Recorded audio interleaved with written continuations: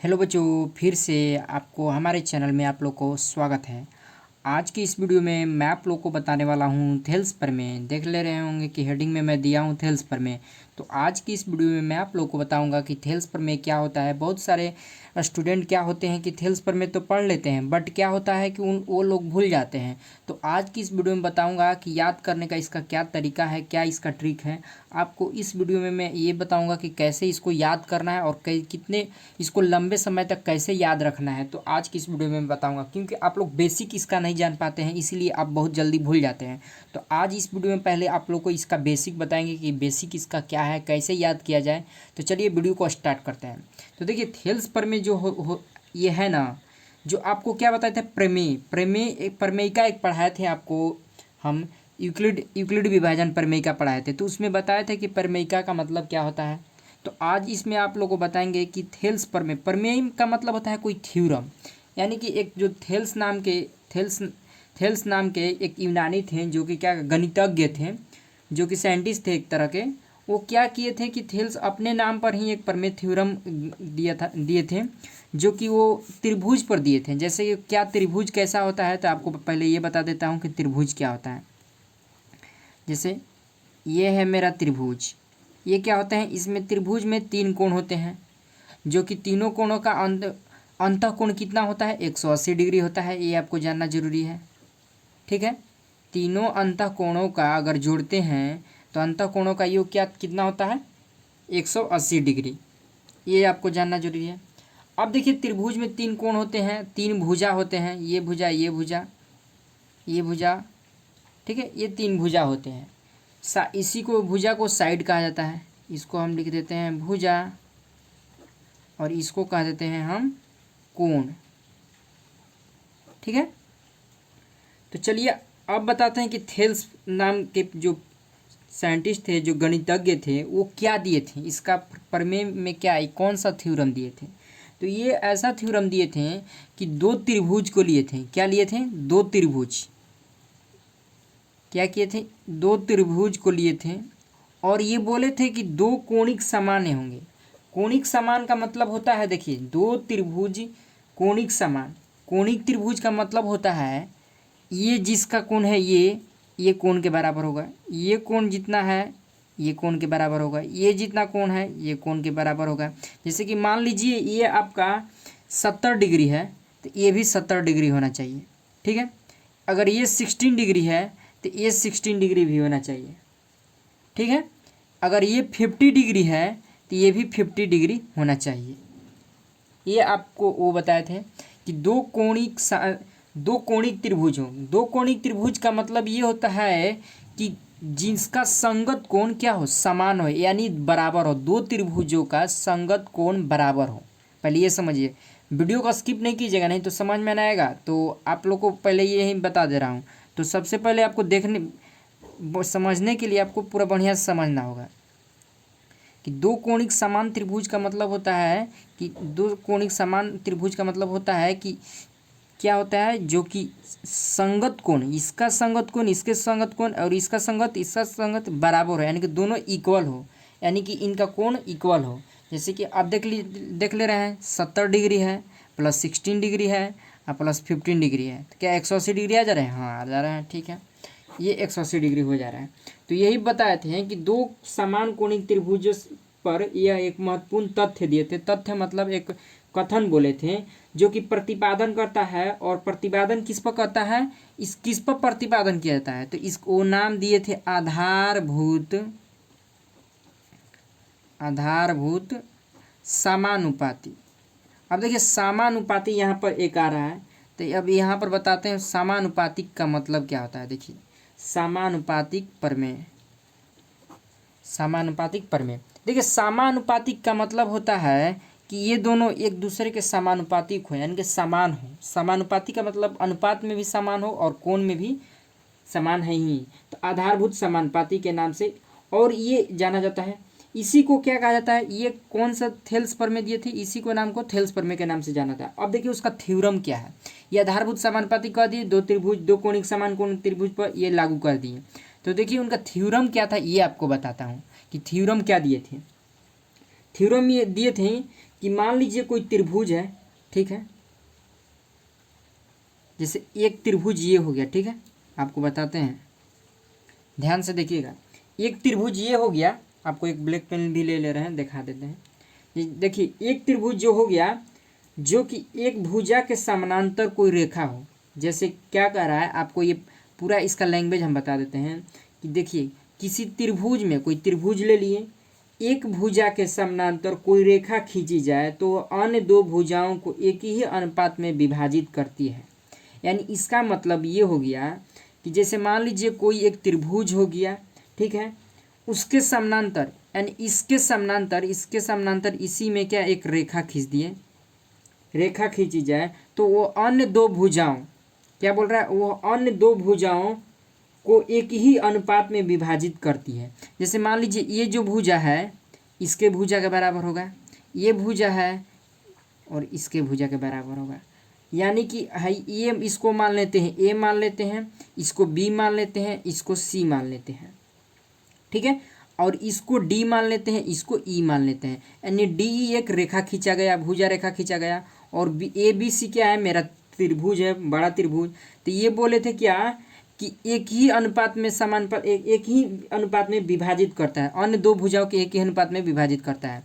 बोल रहा है कि किसी त्रिभुज को, जैसे मान लीजिए कोई एक त्रिभुज हम खींच लिए, तो इसका नामकरण दे देते हैं ए और बी और सी, ठीक है, नामकरण दे दिए।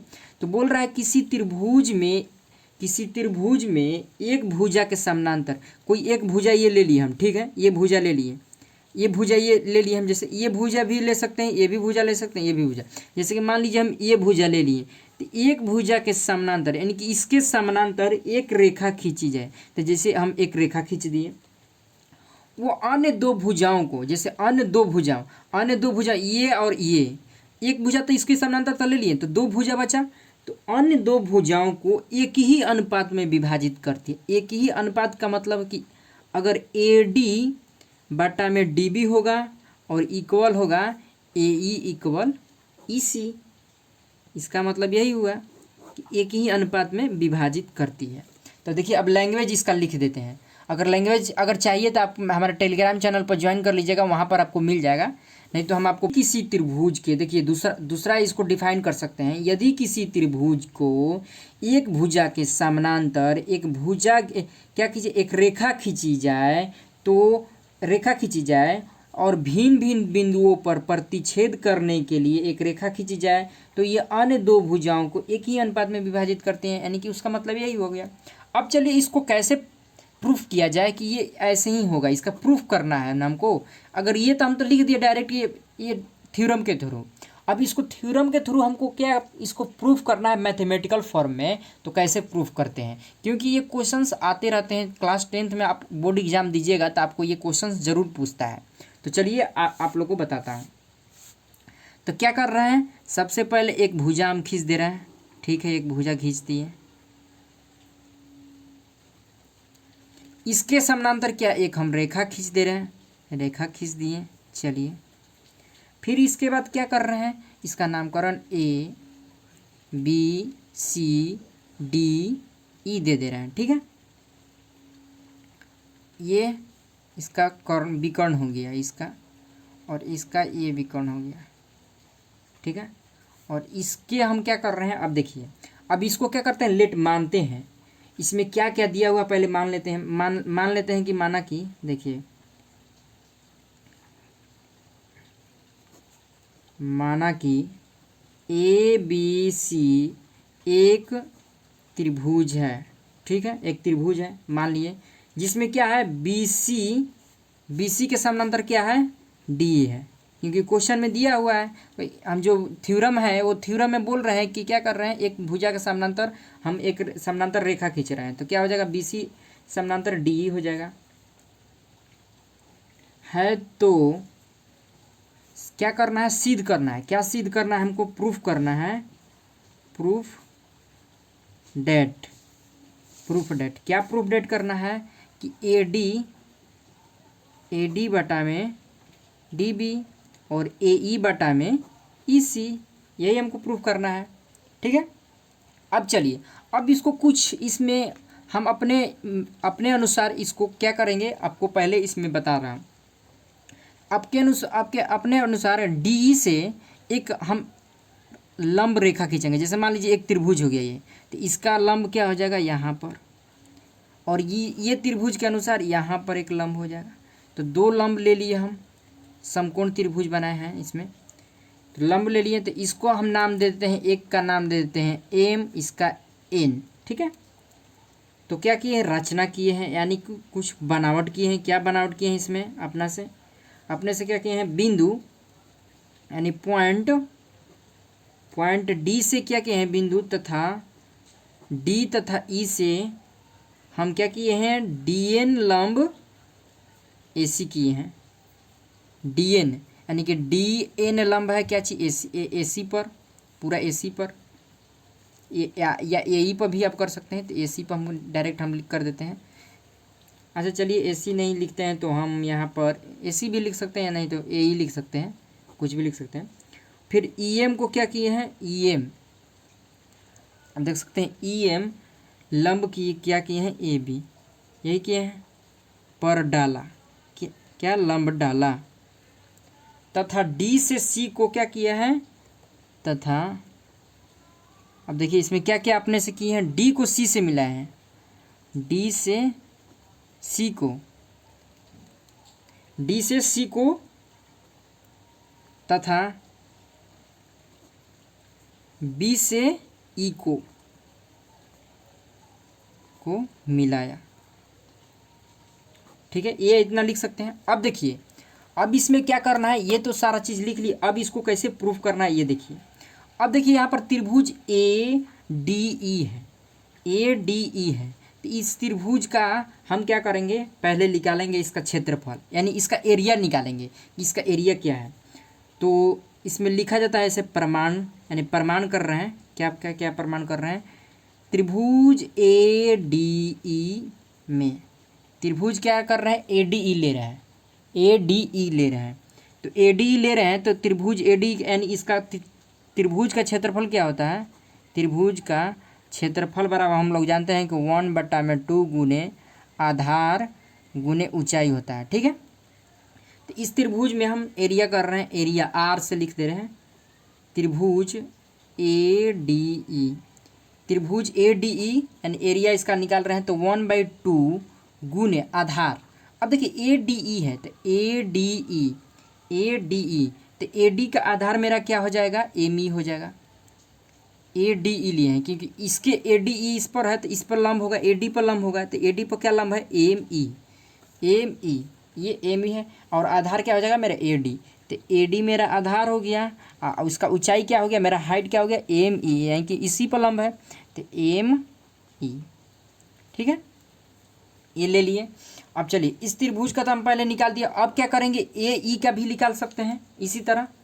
तो पहले हम क्या करते हैं, इसको इस तरह से भी कर सकते हैं, D E, D B E, D B E, D B E, D B E, यानी अब इस त्रिभुज का निकाल रहे हैं, जैसे ये और ये इस त्रिभुज का निकालना है। तो इस त्रिभुज का हम कैसे निकालेंगे, तो देखिए इस त्रिभुज के निकालने के लिए ए डी बी ई का क्या करेंगे, 1/2, और क्या करेंगे, इसका ये हो जाएगा, और इसका लंब क्या होगा, इसका लंब यही होगा, क्योंकि इसका बाहरी भुजा का लंब दिखाना है यहाँ पर। अब कोई बाहरी भुजा ले ली है, तो अब यहाँ पर इसको देख कर दे रहे हैं। जैसे एरिया क्या कर रहे हैं, कौन सा त्रिभुज ले रहे हैं, डी बी ई। तो एरिया ऑफ त्रिभुज किसका ले रहे हैं, डी बी ई का। तो डी बी ई क्या होगा, 1/2 गुने, अब देखिए अब इसको कैसे करेंगे प्रूफ। अब देखिए इसका आधार आपका क्या हो जाएगा, अब यहाँ पर देखना है। अब देखिए ये आपका क्या हो जाएगा, ये आपका क्या होगा, और ये क्या होगा। तो मेरा डी ई जो है, ये जो डी ई है, तो क्या होगा, ये इसके आधार हो जाएगा इसके अनुसार। तो यहाँ पर डी ई मेरा आधार हो गया। अब इसका ऊंचाई क्या होगा, अब इस त्रिभुज को लिए हैं डी बी ई, तो इसका ऊंचाई क्या हो जाएगा मेरा, डी एन हो, यहाँ पर एम ई हो जाएगा, क्योंकि ये डी बी ई लिए हैं, तो इसका ये मेरा क्या हो जाएगा, ये इधर का ये मेरा ये डी क्या हुआ, मेरा आधार हो गया, और इसका क्या हो जाएगा, मेरा ऊंचाई हो जाएगा। तो गुने एम ई, कर दिए। अब चलिए, अब दोनों को क्या कर अनुपात कर देंगे। अगर अनुपात करेंगे तो क्या होता है ये देखिए। तो हम लोग दो त्रिभुज का उसका एरिया निकाल दिए हैं, तो अब उसको क्या करना है, हम आपको क्या बोले थे, अनुपात में उसको चेंज कर देना है। तो चलिए हम अनुपात में उसको चेंज कर देते हैं, लिखते हैं यहाँ पर अनुपात। ठीक है, इसको चेंज करते हैं, क्या चीज़ को चेंज करते हैं, एरिया को चेंज करते हैं। तो अनुपात क्या, एरिया, पहला एरिया क्या निकाले थे, त्रिभुज ट्रेंगल ADE निकाले थे, और फिर इस किसका एरिया निकालते हैं, एरिया त्रिभुज DBE का।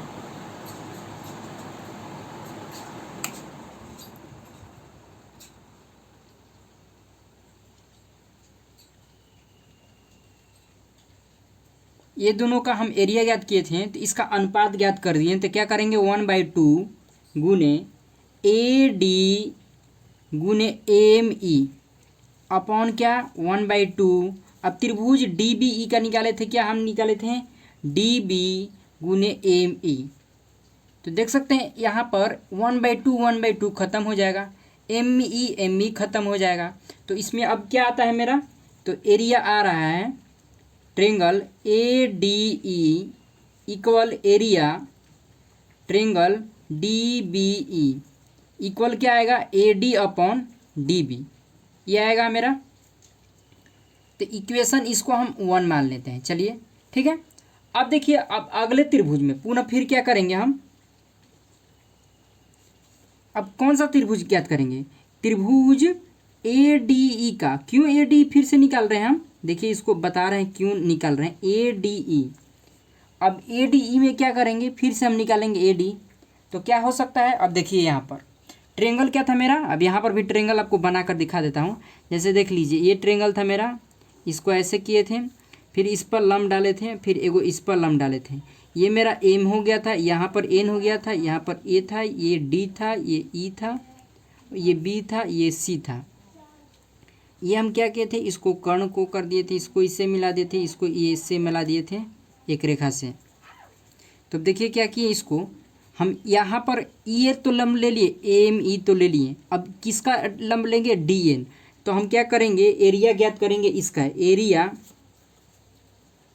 ADE का, एरिया ADE का ज्ञात करेंगे। तो क्या होगा मेरा 1/2 क्या था, ऊंचाई। तो मेरा ऊंचाई और आधार दोनों चाहिए, तो मेरा इसमें आधार क्या हो जाएगा, AE हो जाएगा। ADE का एक बार आधार इसको ले लेते हैं, तो एक बार इसको ले लिए। तो अगर इसका आधार ये ले रहे हैं तो इसका लंब क्या हो जाएगा, मेरा DN हो जाएगा। यहाँ पर DN लंब होगा, तो DN लंब हो गया। फिर से क्या करेंगे, अब ट्रेंगल अब किसका निकालेंगे, देखिए अब ट्रेंगल यहाँ पर निकालेंगे ECD, इधर क्या लिखा था, DBE का निकाले था, तब इधर से निकालेंगे यहाँ पर DCE या ECDE ज्ञात करेंगे। तो ECD क्या ज्ञात कर देते हैं। तो ECD का एरिया हम अगर ज्ञात करते हैं ट्रेंगल में, एरिया इसको लिख देते हैं डायरेक्ट। तो 1/2 गुने, अब इसको इसका शॉर्ट पूरा बढ़िया से हैंड रिटन नोट्स आप लोग को मिल जाएगा मेरे टेलीग्राम चैनल पर, वहाँ पर ज्वाइन कर लीजिएगा। और वीडियो अच्छा लग रहा है तो वीडियो को जरूर लाइक कीजिएगा, और हमारे चैनल पर नहीं हो तो चैनल को जरूर सब्सक्राइब कीजिएगा। तो देखिए क्या किए, 1/2, अब देखिए 1/2 की ECDE, तो 1/2 कर दिए। अब इसका क्या करेंगे हम आपका, अब देखिए यहाँ पर हमको चाहिए आधार, तो आधार इसके लिए अब कौन सा आधार आपका हो जाएगा, EC। अब इसको EC आधार लेते हैं तो मेरा DN लंब हो जाएगा, तो EC ले लेते हैं, EC गुने DN मेरा लंब हो जाएगा ये। तो अब इसका भी हम अनुपात ज्ञात कर देते हैं। तो यहीं पर डायरेक्ट अनुपात आपको कर देते हैं। ये अनुपात अगर इसको ऐसे ज्ञात किए तो 1/2 से 1/2 खत्म, DN से DN खत्म, तो क्या आ जाएगा, AE अपॉन EC आ जाएगा। ये इक्वेशन नंबर क्या हो जाएगा, मेरा 2 हो जाएगा। ठीक है, अब देखिए अनुपात ज्ञात कर दिए समीकरण 1 से, तो हम लोग जानते हैं, देखिए अब क्या करेंगे, हम लोग जानते हैं कि एक ही आधार क्या होता है, एक ही आधार, अगर आधार एक ही हो और क्या होता है, आधार एक ही हो और दो समानांतर रेखाएं एक बीच के, दोनों के बीच दो समानांतर रेखाएं हैं, एक दोनों के बीच त्रिभुज, बने त्रिभुज का क्या होता है, बने त्रिभुज का क्षेत्रफल क्या होता है, बराबर होता है। आपको बताए थे कि यहाँ पर दो कोणिक के टाइम बताए थे कि वो समानांतर, ये समानांतर उसमें लिखा हुआ था थ्योरम में कि एक दोनों के समानांतर है। तो इसमें क्या हो, एक ही आधार है, आधार अगर एक ही है, अगर और दो समानांतर रेखाएं हैं तो वो उन दोनों के से बना क्षेत्रफल जो होता है उसका क्षेत्रफल क्या होता है, बराबर होता है। तो हम क्या करेंगे, यहाँ पर एरिया लेंगे। एरिया कहाँ, एरिया किसका लेंगे, डी बी ई का, डी बी ई का area D B E equal क्या हो जाएगा मेरा, इक्वल हो जाएगा एरिया ई सी डी। क्योंकि ये दोनों इक्वल क्यों हुए, क्योंकि एक ही समानांतर रेखा से बना है। ये दोनों समानांतर रेखाएं हैं, दो समानांतर रेखाओं के बीच से बना ये त्रिभुज क्या होता है, बराबर होगा। क्योंकि ये और ये क्या हो जाएगा, एक दूसरे के बराबर होंगे। ये दूसरों के, ये त्रिभुज और ये त्रिभुज एक दूसरे के बराबर होंगे। तो एरिया यानी कि समीकरण 1 से हम क्या कर देंगे, समीकरण 1 एंड 2 से क्या हो जाएगा मेरा, दोनों बराबर हो जाएंगे। ए डी बटा में डी बी इक्वल क्या हो जाएगा मेरा, यहाँ पर देख लीजिए समीकरण 1 और समीकरण 2 को लिए तो अब क्या हो जाएगा मेरा, ए डी बटा में डी बी और ए ई बटा में ई सी क्या हो जाएगा मेरा, इक्वल हो जाएगा। तो यहाँ पर लिख देते हैं ए डी बटा में डी बी इक्वल ए ई बटा में ई सी। ये आ गया मेरा। अब देखिए तो हमको क्या प्रूव करना था, A D equal D B होना चाहिए, A D equal D B हो गया, ठीक है। इक्वल क्या होना चाहिए हमारा, ए ई इक्वल ई सी होना चाहिए। तो देख सकते हैं ये प्रूफ हो चुका है। और इससे ये इक्वल क्यों हुआ, क्योंकि दो समानांतर रेखाओं से बना ये रेखाओं से बना क्षेत्रफल क्या होता है, एक दूसरे के बराबर होता है और दोनों का आधार क्या है मेरा, सेम है। देख सकते हैं इस ये दोनों आधार, ये त्रिभुज हो गया तो डी इसका आधार और इस डी और जो ई सी डी लिए हैं या डी सी ई लिए हैं इसका भी आधार सेम है, सेम आधार है। और दो समानांतर रेखाओं से बना ये त्रिभुज है, उसका क्षेत्रफल क्या होगा, बराबर होगा। तो बराबर कर दिए। और इसका क्षेत्रफल बराबर है, अगर इसका क्षेत्रफल बराबर इसका क्षेत्रफल बराबर है और ए डी ऊपर वाले ये देख सकते हैं ऊपर वाले एरिया यहाँ पर दोनों बराबर है, यहाँ पर ए डी ई और ए डी ई यानी कि दोनों सेम है। तो ऊपर वाले सेम हो जाएंगे तो नीचे वाला भी सेम है तो सेम हो जाएंगे, तो इसीलिए इक्वल हो गया। तो इस तरह से आपका थेल्स प्रमेय प्रूफ हो गया। तो इस तरह से आप याद करके रख सकते हैं और इसका प्रूफ कर सकते हैं। और कहीं भी आपको दिक्कत हो या डाउट हो तो आप मैसेज कमेंट बॉक्स में ज़रूर कीजिए। और हमारे चैनल पर नहीं हो तो चैनल को जरूर सब्सक्राइब कर दीजिएगा। और अगले वीडियो में आप लोग को बताऊंगा थेल्स का विलोम, इसका थेल्स का प्रमेय आप अभी पढ़ें। आप अगले वीडियो में आप लोग को बताऊंगा थेल्स का विलोम। थेल्स का विलोम क्या होता है, उसको कैसे याद किया जाए, उसको बहुत ही अच्छा से आपको ये, क्योंकि क्लास 10 में VVI क्वेश्चंस है ये, क्योंकि ये हर टाइम ये आप लोग को आता ही बोर्ड एग्जाम में। तो चलिए तब तक के लिए यहीं पर अंत करते हैं।